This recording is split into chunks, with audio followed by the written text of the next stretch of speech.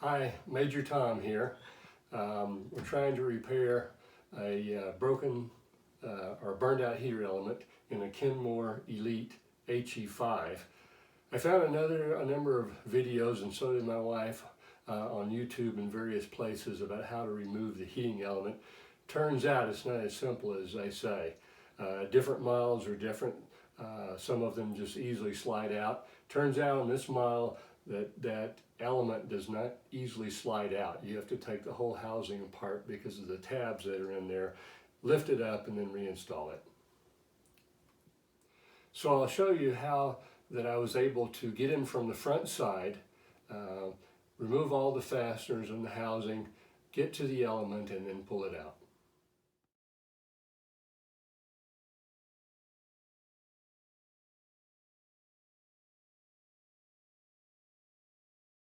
I have the housing apart, and the issue was these tabs right there where my finger is clamp in this element, and so you couldn't slide the element out. It's got all these tabs on it, so you have to get the housing apart.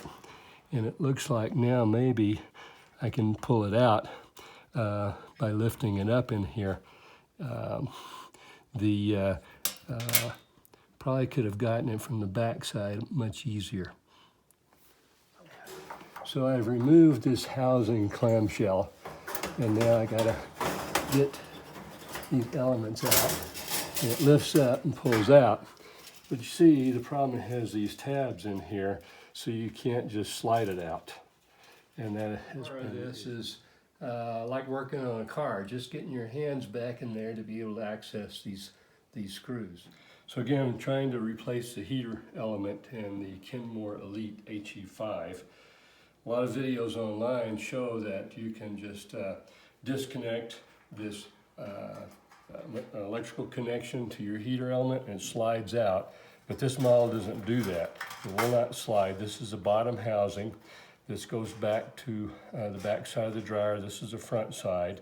And there's a top piece that screws on. Well, it turns out that you have these little tabs in here on this heater element, as well as tabs here that lock this down such that it doesn't slide out. In fact, it's even a little hard to pop out, but you can see here these tabs right there fit into these slots. So unless you take it apart, you can't slide it out. It's difficult to get to. Probably a lot easier if you go in from the back side than went in from the front side. So right there in the coil, if you look at the bottom, right above my thumb is where the brake is.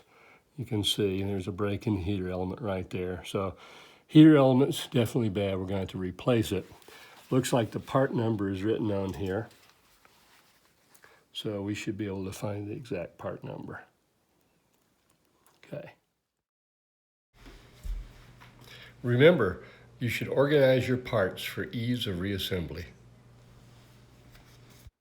It's here. Amazon, 24 hours. We get to fix our dryer.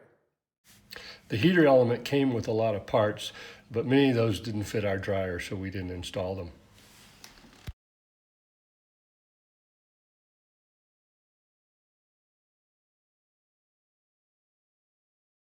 So here's the full housing out. Once I took the bottom half of the clamshell housing apart, then I was able to get the top half out. And you see this little tab right here? That's why you couldn't pull the whole thing out. Now I assume theoretically if you could get back in here and push that in and unclip this, it would slide out. But given the working space, it's just not enough room.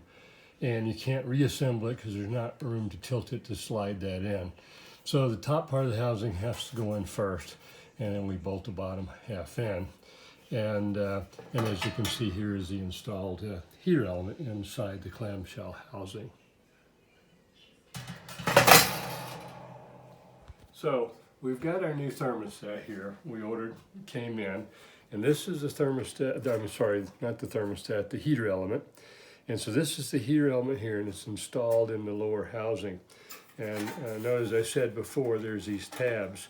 That's why you couldn't slide it out. So two tabs fit in place in this lower housing. here and here. And then this housing slides in, and we got 4 screws here and here to attach it. A little hard to get to, so my plan is to slide this in, put in these front screws first, and that'll locate it, and then I can get my arm back in the back to get these other 2 screws. Is it working? We're gonna see if it works. It's hot, it works.